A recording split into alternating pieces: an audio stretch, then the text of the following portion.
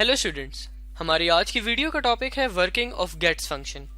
Students, इस video में हम लोग ये देखेंगे कि हमारे पास गेट्स फंक्शन क्या होता है और हमारे पास ये किस मकसद के लिए या किस पर्पस के लिए यूज किया जाता है। तो स्टूडेंट्स, आगाज करते हैं इस स्टेटमेंट के साथ हमारा जो गेट्स फंक्शन है वो हमारे पास दरअसल एक इनपुट फंक्शन होता है, यानी ये एक ऐसा फंक्शन होता है जो यूजर से इनपुट लेने के लिए यूज किया जाता है। जब भी हम लोग गेट्स फंक्शन को यूज करते हैं तो हम लोग यूजर की एंटर करदा इंटायर स्ट्रिंग को अपने वेरिएबल के अंदर सेव कर सकते हैं, यानी रीड्स इंटायर स्ट्रिंग। और हमारे पास जब भी हम लोग गेट्स फंक्शन यूज करते हैं तो यूजर की एंटर करदा तमाम वैल्यूज को सेव करना कंटिन्यू किया जाता है जब तक कि हमारा यूजर जो है एंटर ना प्रेस कर दे। तो इस बात से हमारी ये मुराद है कि जब भी हम लोग गेट्स फंक्शन को यूज करेंगे और हमारा यूजर जो है कोई भी स्ट्रिंग एंटर कर रहा होगा तो उस स्ट्रिंग को हम लोग तब तक सेव करते रहेंगे जब तक हमारा यूजर जो है एंटर नहीं प्रेस कर देता। और इस चीज की मजीद वजाहत जो है हम लोग आगे इसको जब इम्प्लीमेंट करेंगे इस वीडियो में तब देखेंगे। तो इम्प्लीमेंट की जब हम लोग बात कर रहे हैं तो हम लोग देखते हैं गेट्स को इम्प्लीमेंट करने का सिंटेक्स क्या होता है।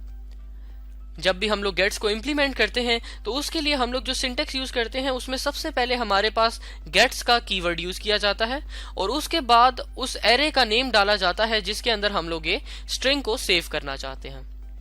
यहाँ पर एरे नेम इसलिए लिखा गया है क्योंकि हमारे पास हर स्ट्रिंग जो है वो बेसिकली एक एरे ऑफ कैरेक्टर्स होती है, यानी अगर हम लोग एक स्ट्रिंग की बात कर रहे हैं तो वो बेसिकली हमारे पास एक एरे होती है कैरेक्टर्स की, और हम लोग यूजर की एंटर करदा स्ट्रिंग को अगर इस एरे के अंदर सेव कराना चाहते हैं तो यहाँ पर गेट्स फंक्शन के पैरेंथेसिस के अंदर हम लोग उस एरे का नाम लिखते हैं। तो आइए आगे चलते हैं और देखते हैं कि इस चीज को हम लोग डेव C++ में कैसे इंप्लीमेंट कर सकते हैं।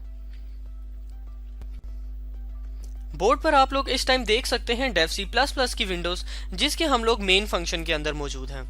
यहाँ पर हमने एक कैरेक्टर एरे डिक्लेयर किया हुआ है जिसका नाम हमने रखा है नेम, और ये हमारा स्ट्रिंग है जिसके अंदर हम लोग यूजर का एंटर करदा नेम सेव करवाना चाहते हैं। तो यहाँ पर हम लोग ये काम कर सकते हैं गेट्स फंक्शन को यूज करके।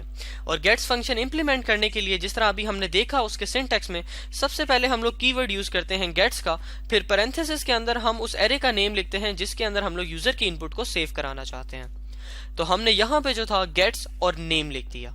उसके बाद मैं चाहता हूं कि जो भी हमारे पास नेम सेव किया गया है उसको हम लोग डिस्प्ले भी करा दें, तो वो काम हम लोग कर सकते हैं पुट्स के फंक्शन के साथ, और इसकी स्टेटमेंट को ऐड करने के लिए साथ हमने सेमीकोलन लगा दिया। मैंने इस फाइल को स्टूडेंट सेव किया और उसके बाद एग्जीक्यूट में जाके जब इसको कंपाइल एंड रन किया तो हमारे पास एक कंसोल ओपन हो गया जिसमें यूजर से एक इनपुट मांगी जा रही है। तो फॉर एग्जाम्पल यहाँ पर हम लोग इनपुट करते हैं जॉन स्मिथ, यानी उसका नेम एंटर करते हैं, और इसके बाद मैं प्रेस करता हूं एंटर। तो आप देख सकते हैं कि जो वैल्यू हमारे पास एंटर की गई थी वही नेम वेरिएबल में सेव कर दी गई थी। चूंकि जब हमने उसको प्रिंट करवाया तो वो कंप्लीट स्ट्रिंग हमारे पास प्रिंट होकर आ गई। अब स्टूडेंट्स, इस पॉइंट पर हमारा यहाँ पर एक क्वेश्चन अराइज होता है कि यही काम यानी यूजर से इनपुट लेना हम लोग scanf फंक्शन की मदद से भी कर रहे थे, जो कि आपने हमारी पिछली वीडियोस में देखा। तो यहाँ पर हमें गेट्स की जरूरत क्यों पड़ती है? तो अब हम देखते हैं कि हमारे पास scanf और गेट्स फंक्शन में क्या फर्क होता है। तो स्टूडेंट्स, यहाँ पर सबसे जो बड़ा फर्क है वो ये है कि हमारे पास जो गेट्स फंक्शन है वो वाइट स्पेसेस को कंसीडर करता है, यानी कि हमारे पास फॉर एग्जांपल हमने जो नेम एंटर किया था वो था जॉन स्मिथ्स। अब आप यहाँ पर देख सकते हैं कि इसके फर्स्ट नेम में और लास्ट नेम में हमारे पास एक स्पेस मौजूद है। तो अगर तो हम लोग ये काम गेट्स का फंक्शन यूज करके करेंगे तो हमारा गेट्स का फंक्शन है वो इस वाइट स्पेस को कंसीडर करेगा और अपने कैरेक्टर एरे के अंदर ये तमाम इनपुट को सेव कर लेगा। लेकिन अगर हम लोग यहाँ पर scanf का फंक्शन यूज करेंगे स्टूडेंट्स, तो अगर हमारी इनपुट थी जॉन स्पेस स्मिथ्स, तो हमारा जो scanf का फंक्शन होगा वो इस स्पेस को कंसीडर नहीं करेगा, और जैसे ही हमारे पास कोई भी वाइट स्पेस आएगी तो हमारा scanf का फंक्शन एंड हो जाएगा और सिर्फ उस वाइट स्पेस से पीछे वाली वैल्यू को अपने अंदर सेव करेगा। तो अगर यही काम हम लोग अपने डेव C++ में जाकर देखें तो हम लोग अगर यहाँ पर गेट्स की जगह लगा दें scanf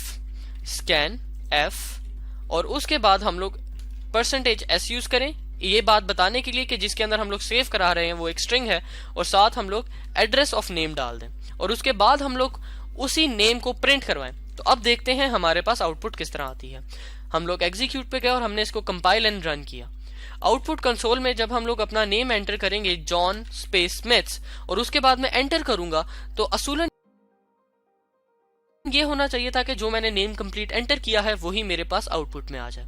लेकिन आप देखेंगे कि जब मैंने एंटर प्रेस किया तो मेरे पास जब पुट्स की स्टेटमेंट चली तो मेरे पास सिर्फ और सिर्फ जॉन लिखा हुआ आया।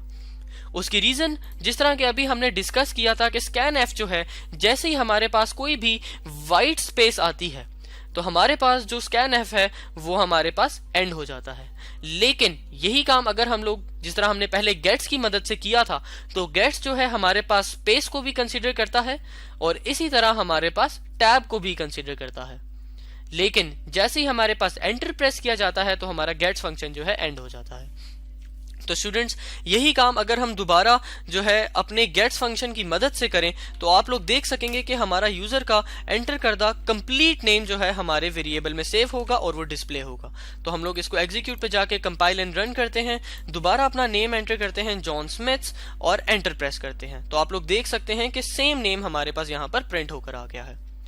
तो स्टूडेंट्स, इस वीडियो में हमने ये देखा कि हमारे पास गेट्स फंक्शन क्या होता है और वो हमारे पास उसका सिंटेक्स क्या होता है और उसको हम लोग इम्प्लीमेंट कैसे करते हैं। फिर फर्दर हमने देखा कि गेट्स फंक्शन की हमें जरूरत क्यों पड़ी और उसको हमने कंपेयर किया स्कैन एफ फंक्शन के साथ। Thank you students.